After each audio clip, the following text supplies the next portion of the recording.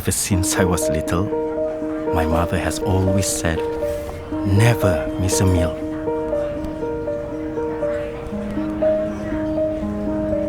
That's because the people who work hard to put food on the table are usually the last ones to eat.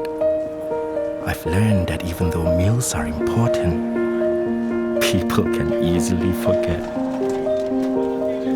That's why we must always remind our loved ones to eat, wherever they are.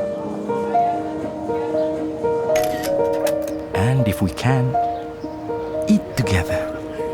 Because even a simple meal tastes better when it's shared. And if we have to eat alone, do it because it's important to look after ourselves.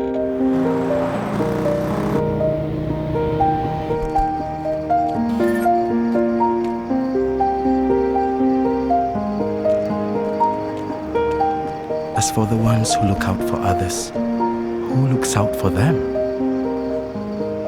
Who makes sure they never miss a meal?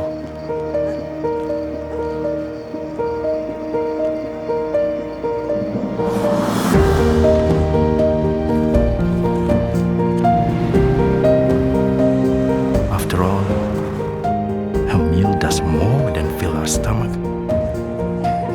It also makes our heart full.